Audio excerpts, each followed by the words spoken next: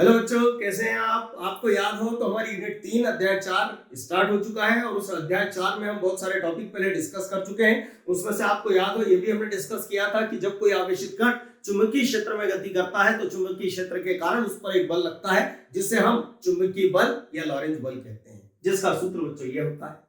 और आपको याद हो कभी अध्याय 1 में हम ये पढ़ चुके हैं कि विद्युत क्षेत्र में जब कोई आवेश रखा हो तो विद्युत क्षेत्र के कारण भी उस आवेश पर क्या लगता है? बल। बच्चों ये बल आवेश पर विद्युत क्षेत्र के कारण लग रहा है, इसलिए इसे विद्युत बल कहते हैं। और ये चुंबकीय क्षेत्र के कारण लग रहा है, इसलिए इस बल को चुंबकीय बल कहते हैं। तो परीक्षा में आपसे पूछा जा सकता है कि बताइए किसी आवेशित कण पर लगने वाले विद्युत बल और चुंबकीय बल में क्या क्या अंतर होता है। तो हम आज ये टॉपिक डिस्कस करने जा रहे हैं, तो ध्यान से देखिएगा इनमें क्या क्या अंतर होते हैं। तो सबसे पहला अंतर आप देखें, ये विद्युत बल है और ये चुंबकीय बल है। तो हम क्या बोलेंगे? सूत्र F बराबर QE के अनुसार यह बल मतलब विद्युत बल आवेश की मात्रा और विद्युत क्षेत्र की तीव्रता पर निर्भर करता है। जबकि बच्चों इस बल की बात करें तो यह बल सूत्र QVB sin थीटा के अनुसार यह बल आवेश की मात्रा और चुंबकीय क्षेत्र की तीव्रता, शब्दों पर ध्यान दीजिएगा, आवेश की मात्रा और चुंबकीय क्षेत्र की तीव्रता के साथ गति की दिशा पर भी निर्भर करता है।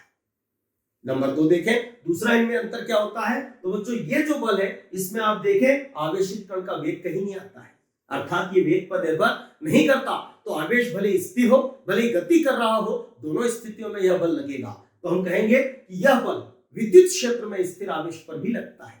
लेकिन बच्चों इस बल को आप देखें तो यह बल वेग पर निर्भर करता है, और यदि वेग शून्य हो तो डेफिनेटली लगने वाला बल भी क्या होगा? शून्य। अर्थात यदि बच्चों आवेशित कण चुंबकीय क्षेत्र में स्थिर हो तो यह बल नहीं लगेगा। तो हम कह सकते हैं कि यह बल चुंबकीय क्षेत्र में स्थिर आवेश पर नहीं लगता है। कितने अंतर हो गए? 2। बच्चों देखें तीसरा अंतर क्या है। तो चूंकि यह बल गति की दिशा पर निर्भर नहीं करता तो यह बल प्रायः क्या सदैव आवेशित कण पर विद्युत क्षेत्र के अनुदिश लगता है। लेकिन यह बल बच्चों फ्लेमिंग के बाएं हाथ के नियम के अनुसार लगता है, और फ्लेमिंग के बाएं हाथ के नियम के अनुसार ये चुंबकीय क्षेत्र है तो बल इधर लगेगा। तो हम क्या कहेंगे बच्चों? यह बल चुंबकीय क्षेत्र के लंबवत लगता है। तो याद रखिएगा, यह बल विद्युत क्षेत्र के अनुदिश लगता है और यह बल चुंबकीय क्षेत्र के लंबवत लगता है। ठीक है बच्चों, अब ध्यान से देखिएगा अगला इनमें अंतर क्या है। तो ये जो बल होता है, यदि हम आवेशित कण को विद्युत क्षेत्र में विस्थापित करें तो इस बल के द्वारा कार्य किया जाता है। तो हम क्या कहेंगे?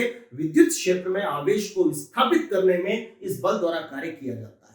लेकिन बच्चों फ्लेमिंग के बाएं हाथ के नियम के अनुसार हम पढ़ चुके हैं कि ये जो बल होता है ये विस्थापन के भी लंबवत होता है। और कभी हम पढ़ चुके हैं बच्चों की जब बल और विस्थापन परस्पर लंबवत हो तो बल द्वारा किया गया कार्य शून्य होता है। इसका सीधा सा अर्थ क्या निकला कि बच्चों यह बल आवेश को चुंबकीय क्षेत्र में विस्थापित करने में इस बल द्वारा किया गया कार्य शून्य होता है, मतलब यह बल कोई कार्य नहीं करता है।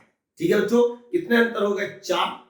अब हम अगला अंतर देखने जा रहे हैं, ध्यानपूर्वक समझिएगा कि इनमें अगला अंतर क्या होता है। तो कभी हमने बच्चों 11th में आपको याद हो तो कार्य ऊर्जा प्रमेय पढ़ी, और कार्य ऊर्जा प्रमेय यह कहती है कि बल द्वारा किया गया कार्य गतिज ऊर्जा में परिवर्तन के बराबर होता है। बच्चों इसका तात्पर्य क्या निकला कि जब बल के द्वारा कार्य किया जाएगा तो गतिज ऊर्जा में परिवर्तन होगा, और यदि बच्चों बल के द्वारा कार्य न किया जाए तो फिर गतिज ऊर्जा में परिवर्तन नहीं होगा।